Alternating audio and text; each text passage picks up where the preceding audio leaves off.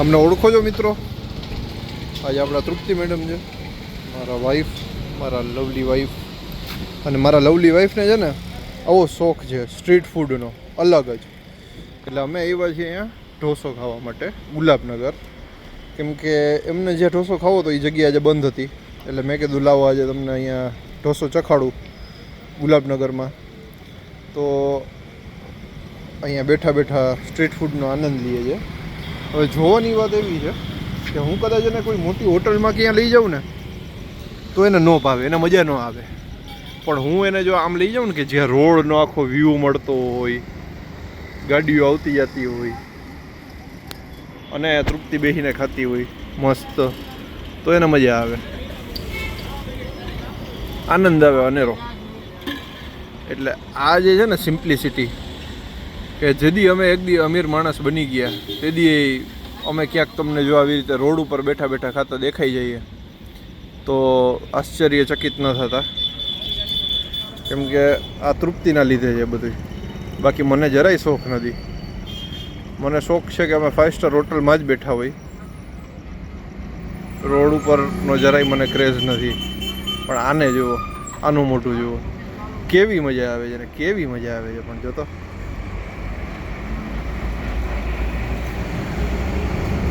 અને જેવી બહારનું કંઈક ખાઈને, જેવું કંઈક બહારનું ખાઈને એટલે એના જે આમ કુપોષણથી દબાઈ ગયેલા ગાલ હોય ને એવા ફૂલાઈ જાય, એવી હરખમાં આવી જાય.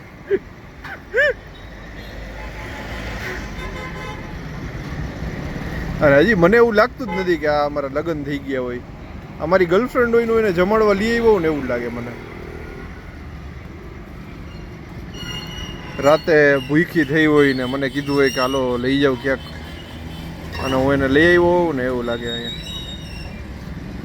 કેમ કે છે જ નહીં અમારામાં હજી એ ઓલી સિરિયસનેસ છે જ નહીં હસબન્ડ વાઈફ વાળી. અમે હજી આ ગર્લફ્રેન્ડ બોયફ્રેન્ડ વાળા ફેઝમાં જ છીએ. અને ટુ બી ઓનેસ્ટ મને એટલું બધું ભાવતું છે નહીં બહારનું ફૂડ. કેમ કે મને યાર રસોઈ જે કરતું એ માણસની માથે ઊભો રહેતો હું કે એ હાથ ધોવે છે કે નહીં થોડી થોડી વારે, કોઈ પણ મહોતાને કે કોઈ પણ વસ્તુને બીજી અડીને હાથ ધોવે છે કે નહીં. અને અહીંયા આને કાંઈ ફેર ન હોય, હાથ ધોયા છે કે નહીં, 10 દીથી નાયા છે કે નહીં, કોઈ એનાથી કાંઈ ફેર. બસ જે ખાઈ જઈ ટેસ્ટી લાગવું જોઈએ, એટલો ફેર છે અમારે બેયમાં. એટલે હું એનાથી થોડોક છે ને આમ 10 ફૂટ આગો બેઠો છું, 12 ફૂટ, હા 12 ફૂટ આગો બેઠો છું. મારી હાઇટથી ડબલ ડિસ્ટન્સ છે. મને ટેસ્ટથી કોઈ મતલબ નથી, કદાચ ટેસ્ટી નહીં હોય તો હાલે.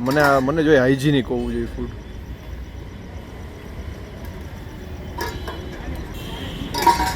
જે તમે જોયું હમણાં સાઈડમાં અહીંયા આ હાંડા અરે શું થયું, કદાચ ન જોયું હોય ને તો તમે એકવાર પાછું રિવાઇન્ડ કરીને જોઈ લ્યો કે શું થયું હમણાં. એ જ મેઇન તકલીફ છે મારી, કે કોઈ કેવા હાથે હાંડાની અંદર ગ્લાસ નાખી દે અને ભેગો એનો હાથે નાખી દે, અને જ્યારે બહાર નીકળે એ ગ્લાસ ત્યારે એ લોટો, ત્યારે એમાં બધા જે હાથના બેક્ટેરિયા આવી ગયા હોય. એ વસ્તુ છે ને જરાય ન ગમે મને, એવી હુગ ચડે એ વસ્તુથી. અને એટલે હું બહાર ઓછું ખાઉં. તો એ છે મેઇન વસ્તુ. આપણે કંઈ બહારની વસ્તુની પંચાયત કરવા ભેગા નથી થયા મિત્રો. આપણે એની ચુગલી નથી કરવી, પણ વાત એ છે કે નથી ગમતું. બહુ ખરાબ લાગે યાર, બહુ મજા જ ન આવે જરાય બહારની વસ્તુની. બહારની ટેસ્ટી વસ્તુ કરતાં મને મારા ઘરની ચા અને ભાખરી ઘણી મારા માટે. તો આ તો આજનો blog. Thank you for watching me Tripti four ever.